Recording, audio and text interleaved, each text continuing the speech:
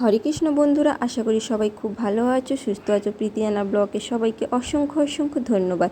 আর দেখো, আজকে আমি নিয়ে বসে গেছি ময়দা নিয়ে। ময়দাটাকে প্রথমে চালুনিতে চালিয়ে তার মধ্যে ময়াম মিশিয়ে এবং একটু চিনি একটু নুন অ্যাড করে নিয়েছিলাম। আর এখানে দেখো উষ্ণ গরম জল বসিয়ে দিয়েছি। এই গরম জলটা একটু হালকা উষ্ণ গরম হলে এই ময়দার সঙ্গে আমি মাখাবো।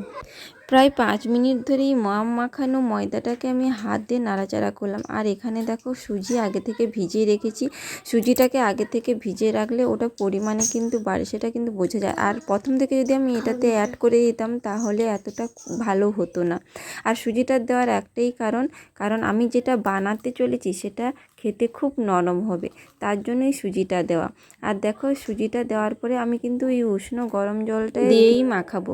আর দেখো কিছুক্ষণ নাড়াচাড়া করার পরে জিনিসটা খুবই হাতের মধ্যে আমার দলা পাকিয়ে নিয়েছিলাম।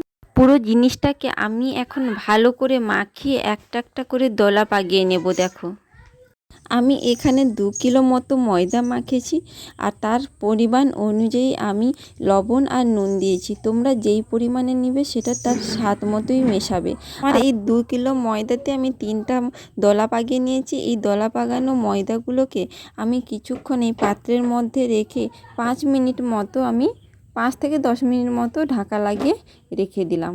তারপর দেখো এখানে তোমরা দেখতে পাচ্ছ আমি 5টা নারকেল কেটে নিয়েছি এবং 5টা নারকেল কুচিয়ে থালার মধ্যে রেখে দিলাম। তারপর এই নারকেল কুচির সঙ্গে চিনির পাক তৈরি করে চিনির পাক করার পরে ওই ময়দার লেচিগুলোর ভেতরে এই চিনির পুরটা দিয়ে আজকে দেখো স্পেশাল রান্না হচ্ছে। আর এটা কি বলো তো, এবার নিশ্চয়ই তোমরা বুঝতে পেরেছো যে আজকে আমাদের বাড়িতে কি স্পেশাল খাবার বানানো হচ্ছে।